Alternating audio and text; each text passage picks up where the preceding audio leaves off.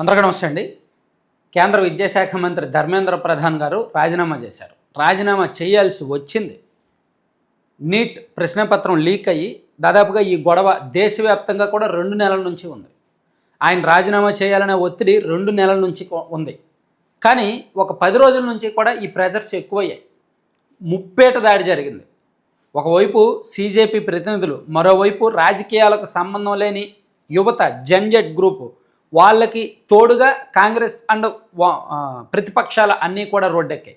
మరోవైపు social media, దేశవ్యాప్తంగా social media దద్దరెళ్ళిపోతోంది ప్రభుత్వానికి వ్యతిరేకంగా. సో ఆయన రాజీనామా చేయకపోతే ఎన్డీఏ ప్రభుత్వానికి మచ్చ తప్పదు. ఎన్డీఏ ప్రభుత్వానికి ఎక్కడి నుంచి ఇబ్బందులు తప్పవు.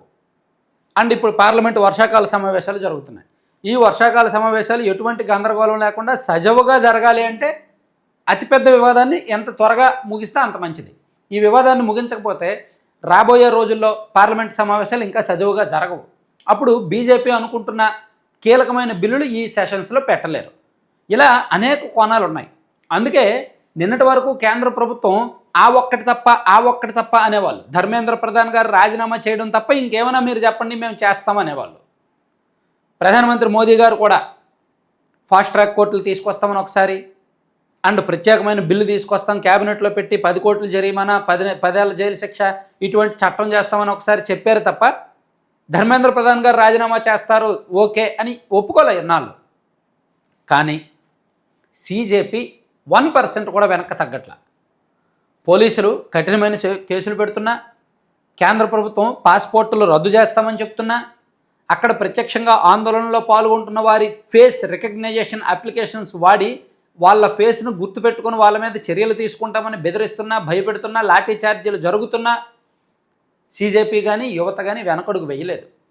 దేశంలోని మారుమూల పట్టణ ప్రాంతాలకు కూడా ఈ ఉద్యమం, ఈ ఆందోళనలు చేరాయి. అందుకే రాజీనామా చెయ్యక తప్పలేదు. సో ధర్మేంద్ర ప్రధాన్ గారు రాజీనామా చేశారు. చేస్తూ ఆయన ఏమన్నారంటే, మరి ఆయన వెర్షన్ కూడా మనం చెప్పుకోవాలి కదా, ఆయన రాజీనామా చేసే సందర్భంలో ఏమన్నారు అనేది. యువత ఆకాంక్షలను గౌరవిస్తున్నట్టు చెప్పారు. సో నాకు పదవి ముఖ్యం కాదు అని చెప్పుకొచ్చారు. సుదీర్ఘ పోస్ట్ పెట్టారు. గత 10 రోజులుగా జరుగుతున్న పరిణామాలు నన్ను బాధించాయి. నేను వ్యక్తిగత భాష్యాలకు పోవడం లేదు. నీట్ అక్రమాలు వెలుగులోకి రాగానే సిబిఐ విచారణకు ఆదేశించాం. విజయవంతంగా మళ్ళీ పరీక్షను నిర్వహించాం. బాధ్యతల నుంచి నేను ఎప్పుడూ తప్పుకోలేదు. యువశక్తే ఈ దేశానికి అసలైన శక్తి. వారి భవిష్యత్తు కోసమే రాజీనామా చేశాను. దేశ యువతపై నాకు పూర్తి నమ్మకం ఉంది. వారి ఆకాంక్షలను గౌరవిస్తున్నా. దేశ విద్రోహ శక్తులకు అవకాశం ఇవ్వకూడదనే రాజీనామా నిర్ణయం తీసుకున్నా. దేశ సేవ నా అత్యున్నత ప్రాధాన్యత. దేశ ఐక్యత కొనసాగాలి. యువత తమ చదువుల కోసమే సమయం కేటాయించాలి. మంత్రిగా ఇన్నాళ్ళు నాకు అవకాశం కల్పించిన ప్రధాని మోదీకి కృతజ్ఞతలు అని ధర్మేంద్ర ప్రధాన్ తన రాజీనామా లేఖలో పేర్కొన్నారు. ఇది ప్రస్తుతం సోషల్ మీడియాలో ఉంది. సో దీని మీద సీజేపీ అభిజిత్ దీప్కే స్పందించారు. ఇది దేశంలో యువత అండ్ విద్యార్థులు విజయం అని ఆయన ఎక్స్లో పోస్ట్ చేసింది సీజేపీ అఫీషియల్ ఖాతా. శాంతియుతంగా చేసే ఏ ఆందోళనతో అయినా లక్ష్యం తప్పకుండా నెరవేరుతుంది. దీన్ని గాంధీజీ నుంచి నేర్చుకున్నా. ఈ దేశ యువత శాంతియుత నిరసనలు వృధా పోలేదు. విద్యార్థుల పోరాటం ఫలించింది. వారి సత్తా ఏంటో తెలిసింది. ఈ విజయం విద్యార్థులందరిది. ప్రజాస్వామ్యం అంటే ఇదే అని అభిజిత్ దీప్కే ఒక పోస్ట్ పెట్టారు. మాకు రాజకీయాలు అవసరం లేదు. మా డిమాండ్లలో ఒకటి నెరవేరింది. మిగతా 2 నెరవేరే వరకు వేచి చూస్తాం.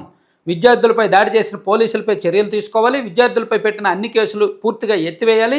విద్యా వ్యవస్థ ప్రక్షాళన చేసే వరకు ఈ ఉద్యమం ఆగదు. సాయంత్రం 6:30 గంటలకు కొవ్వొత్తులతో ర్యాలీ చేద్దాం అని సీజేపీ ప్రతినిధులు యువతకు పిలుపునిచ్చారు. సో డెమోక్రసీ విన్స్ అని వాళ్ళు నినాదాలు చేశారనమాట. అది సో దీని మీద దేశవ్యాప్తంగా చర్చ జరుగుతోంది. అయితే ఈ సందర్భంగా నేను మీకు ఒక చిన్న పాయింట్ చెప్తా, ఒక కొత్త పాయింట్. గతంలో ఇటువంటి ఆరోపణలు లేదా ఇటువంటి వివాదాలు వచ్చినప్పుడు ఎవరైనా కేంద్ర మంత్రులు రాజీనామా చేశారా? ఆ అనుమానం మీకు రావచ్చు. నాకు తెలిసినంత వరకు ఇటీవల ఈ 15-20 సంవత్సరాల్లో ఎవరు చేయలే. గతంలో ఫస్ట్ 1956లో లాల్ బహదూర్ శాస్త్రి గారు రిజైన్ చేశారు. ఆయన భారతదేశ చరిత్రలోనే నైతిక బాధ్యతకు ఒక గొప్ప ఉదాహరణగా దాన్ని చెప్తారనమాట. ఆంధ్రాలో మహబూబ్ నగర్ మరియు తమిళనాడులోని అరియలూరు వద్ద ఘోర రైలు ప్రమాదాలు జరిగాయి. ఆ ప్రమాదాలకు నైతిక బాధ్యత వహిస్తూ ఆయన తన రైల్వే శాఖ మంత్రి పదవికి రాజీనామా చేశారు 1956లో. ఆ తర్వాత 1999లో నితీష్ కుమార్ కూడా రైల్వే మంత్రిగా ఉన్నప్పుడు రాజీనామా చేశారు. పశ్చిమ బెంగాల్లో గైసల్ వద్ద జరిగిన భయంకరమైన రైలు ప్రమాదానికి నైతిక బాధ్యత వహిస్తూ నితీష్ కుమార్ రాజీనామా చేశారు. ఆ తర్వాత వరుసగా రైలు ప్రమాదాలు జరుగుతుండటంతో 2017లో సురేష్ ప్రభు కూడా రాజీనామా చేస్తున్నట్టు ప్రకటించారు. బట్ నాటకీయ పరిణామాలతో ఆయన చేయలేదు. తర్వాత విమాన ప్రమాదాలు జరిగినప్పుడు 1993లో మాధవరావు సింధియా రాజీనామా చేశారు. సివిల్ ఏవియేషన్ మంత్రిగా ఉన్న సమయంలో ఇండియన్ ఎయిర్లైన్స్ విమానం ప్రమాదానికి గురవడంతో వార్త తెలిసిన కొన్ని నిమిషాల్లోనే ఆయన రాజీనామా చేశారు. అలాగే 1962 భారత్ చైనా యుద్ధంలో భారత్ ఎదుర్కొన్న ఎదురుదెబ్బలకు రక్షణ సన్నద్ధతలో లోపాలకు నైతిక బాధ్యత వహిస్తూ అప్పటి రక్షణ మంత్రి కృష్ణమేనన్ రాజీనామా చేయాల్సి వచ్చింది. అలాగే 2008లో శివరాజ్ పాటిల్ 26/11 ముంబై ఉగ్రదాడి తర్వాత భద్రతా లోపాలపై తీవ్ర విమర్శలు రావడంతో అప్పటి హోంమంత్రి శివరాజ్ పాటిల్ కూడా రాజీనామా చేశారు. అలాగే అవినీతి ఆరోపణలతో విపి సింగ్ గారు ఒకసారి రాజీనామా చేశారు. అండ్ టిటి కృష్ణమాచారి గారు ఒకసారి రాజీనామా చేశారు. ఇలా కొన్ని జరిగాయి. సో ఓవరాల్గా మన దేశంలో ఇది ఖచ్చితంగా యువత సాధించిన విజయం అని చెప్పుకోవచ్చు. సో దీని మీద మీరేమంటారు అనేది కూడా కామెంట్ చేయండి. చివరి వరకు కంటెంట్ చూసిన ప్రతి ఒక్కరికి ధన్యవాదాలు. ఛానల్ లైక్ చేయండి, షేర్ చేయండి, కొత్త వాళ్ళ చేత సబ్స్క్రైబ్ చేయించండి. Thank you very much.